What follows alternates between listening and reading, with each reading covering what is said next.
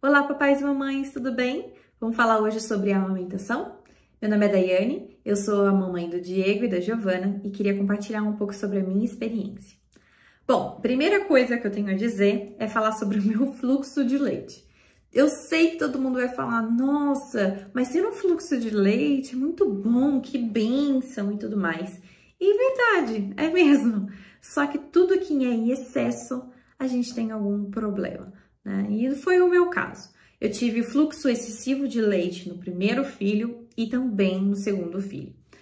Isso me levou a cometer alguns erros. Claro que tiveram muitos acertos também, mas esses erros fizeram o fluxo do meu peito crescer cada vez mais, sendo mais difícil a questão da regulagem.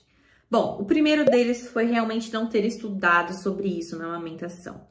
É extremamente importante, gente. Eu acho que uma mamãe às vezes foca bastante no como que tá desenvolvendo o bebê aqui dentro, o que é esperado na hora do parto, mas pouco se fala sobre a amamentação.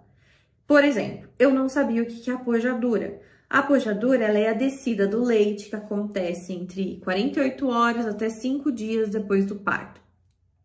Eu não tinha muita noção disso e quando aconteceu no terceiro dia da minha filha já, porque no primeiro eu nem sabia que era apojadura mesmo e nem essa informação chegou a mim. Mas da minha filha, no terceiro dia eu estava no hospital, eu acordei, olhei para o meu peito estava enorme e extremamente empedrado. As primeiras amamentações da minha filha foram tranquilas, eu consegui amamentar, não tive nenhum problema. Mas na hora que desceu de fato o leite, eu comecei a ter vários problemas com ela. Por quê? Porque era fluxo extremamente intenso e ela estava aprendendo, eu estava aprendendo, e isso levou a ter pega errada. Imaginem vocês, então, que eu tive muita ferida no meu peito também.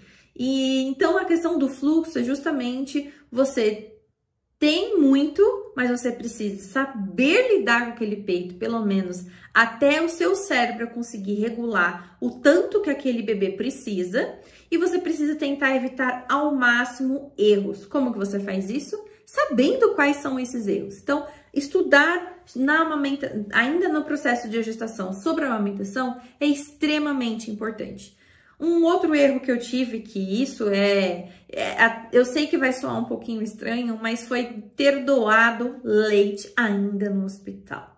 Existe o tempo certo de fazer a doação do leite e não é no tempo de apojadura.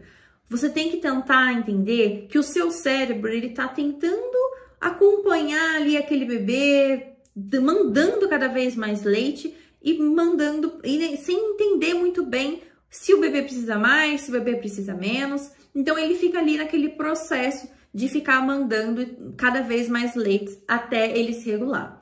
A Giovana e também o Diego, ele só se regulou a partir do terceiro mês. Então, foram 3 meses ali na luta.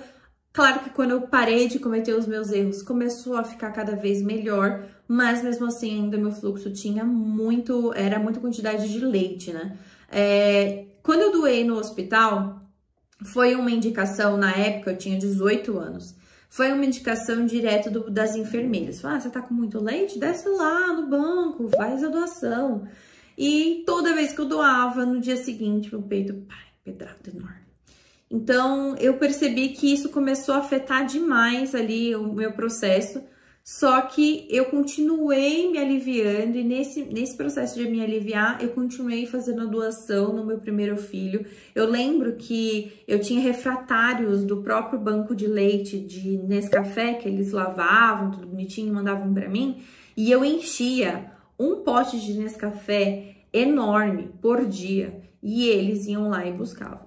Esse erro me custou muito, porque no primeiro filho, inclusive, eu tive mastite, que é a inflamação ali dos nódulos do peito, que eu provavelmente não devo ter tirado direito, eu não fiz da maneira correta, e aí ele acabou inflamando, e aí eu acabei parando no hospital, tendo que tomar anti-inflamatório. Graças a Deus não precisei ir para nenhum centro cirúrgico, mas realmente eu fiquei muito mal, fiquei com uma febre muito alta, e eu sei que o estímulo que eu fiz dentro desse período agravou a situação. Outra coisa também que eu não sabia também era sobre a questão do banho quente. O banho quente, quem não gosta, né? O banho quente é maravilhoso. Você tá aquele dia difícil pra caramba, o bebê não dorme, e aí você tá cansada, aí você quer só um banho quente. No meu caso, esse banho, ele estimula cada vez mais a produção do meu leite. Então, como eu tive os dois em época de calor, eu fazia da seguinte forma. Eu tomava o meu banho morno, mas sem pegar no meu peito, não podia encostar aquela água morna. E no meu peito, só água gelada. Por que eu fazia isso? Porque eu tava mandando um recado pro meu peito para ele parar um pouco da produção. Então, deixava lá cair aquela água gelada. A mesma questão da compressa. Tudo não pode ser em excesso, tá, gente? Se eu tivesse usando, por exemplo, o chuveiro para tirar nódulo, porque não é que você nunca pode tomar banho morno. Você pode tomar banho morno. Se você tiver com muitos nódulos, por exemplo, porque seu peito empedrou muito, você pode ir para debaixo da água e tentar se aliviar, sem fazer a ordenha, mas só ali fazendo o processo da massagem, que eu vou explicar em um outro vídeo. Vídeo este que eu vou falar somente de acertos, tá? Então não é só de erros que eu vivi. E aqui, o processo dentro do banho, ele vai aliviando e é no máximo 10 minutinhos debaixo do morno.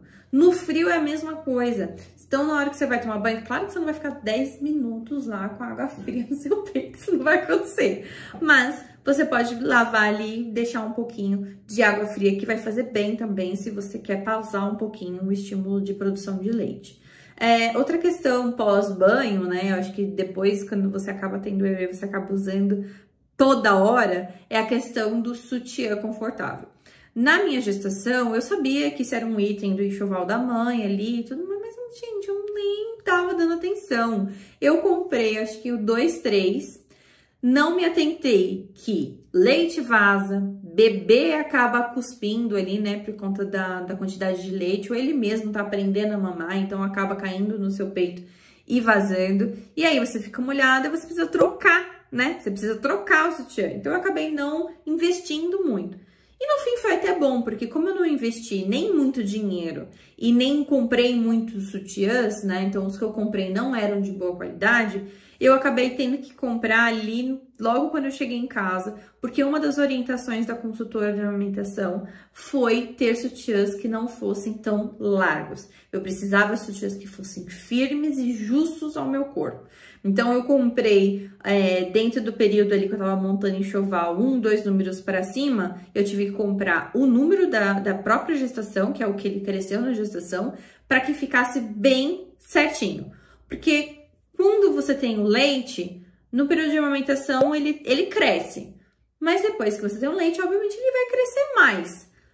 Eu acabei comprando o número da amamentação para que ele ficasse um pouquinho mais justo e não tivesse mais espaço ali para ele crescer. Isso me ajudou bastante, então comprem uns sutiãs de qualidade, que com certeza isso vai ajudar na questão de regularização do seu leite mais rapidamente, tá? Outra questão é elimine bombinhas da sua vida. Bombinha elétrica, vá, assim, doa, vende, faça o que você quiser. Se é que você comprou, se não comprou, foge desse anúncio. Por quê?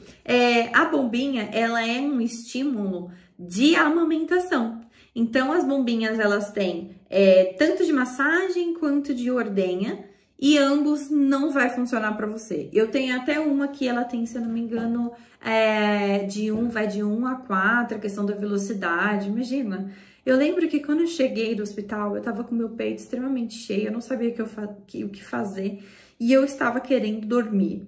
E aquele peito não estava me deixando dormir porque eu não tinha posição, tudo doía. Aí eu falei, quer saber de uma coisa? Vou pegar essa bombinha e vou tirar tudo, gente. Eu tirei. 10 minutos depois, meu peito já estava empedrado. E, assim, ficou num cenário horroroso. Depois eu descobri que, na verdade, com a massagem, isso já ia se aliviar. Eu não precisava fazer uma ordenha muito demorada. Quando eu tirei leite com a bombinha, eu ficava, sei lá, 15, 20 minutos tirando leite com a bombinha. Isso só estava mandando sinais para o meu cérebro que havia um bebê ali, né? Porque o cérebro não vai entender que quem tá ordenhando não é um bebê e sim uma bombinha. Então ele tá entendendo desgovernadamente que ele precisa mandar leite para aquele peito ali, para que o bebê ou os bebês estejam bem alimentados. Então, claro que a natureza é divina, né? Eu acho que isso é sensacional, assim, o peito encher conforme a mamada ali. Então, é uma coisa maravilhosa. Só que você precisa tomar esses cuidados na hora da amamentação para que você não tenha uma amamentação complicada ali. Um outro erro que eu tive foi em não tirar o excesso de leite antes de dar de mamar para os meus filhos. E isso gerou, graças a Deus, não gerou frustração por parte deles, porque tem alguns bebês que ficam realmente receosos e acaba dificultando a questão da mamada mesmo, eles acabam rejeitando o peito. Mas eu tive muito engasgo. E esses engasgos para a mãe é uma coisa horrorosa, porque você tem que virar o bebê, você tem que desengasgar, e aí você não sabe quando que você tem que fazer, se você tem que fazer a manobra, se você não tem, se vai voltar. Então a Giovana, principalmente, que é o que tá mais fresca na minha memória, né? Ela teve engasgo até os 3 meses. E ela é um bebê que ela mama até hoje de 2 em 2, de 3 em 3.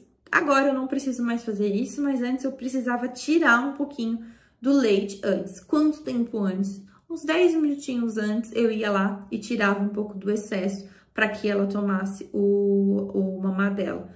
Isso ajuda também na questão da pega, porque imagine você, o peito duro ali e o bebê tentando abocanhar. Ele não consegue fazer a pega correta e para fazer a boquinha, né, e conseguir sugar corretamente. E isso acaba sendo um problema para o bebê, acaba sendo um problema para a mãe, que tem o peito ali fissurado. E tudo isso gera um desconforto.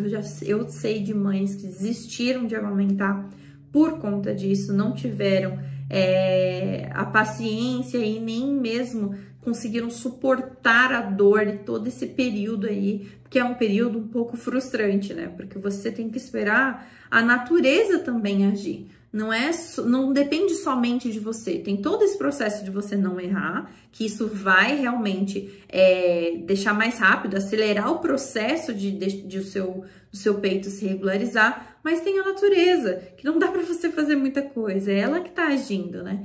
Então, precisa ter muita paciência, mas não dá para desistir. O leite, ele é extremamente valioso para o seu bebê, ele é o néctar dos deuses. Ele vai proteger seu bebê, todos os seus anticorpos vão para o bebê. Então, é extremamente valioso que você tenha essa paciência, que você suporte as dores. E você já passou por tanto, né? Você já passou pela amamentação, pela gestação, você já passou por todo o processo ali do parto. Eu sei que você vai passar por mais essa. Então, fique tranquila, eu sei que é difícil, mas ouve também o áudio não.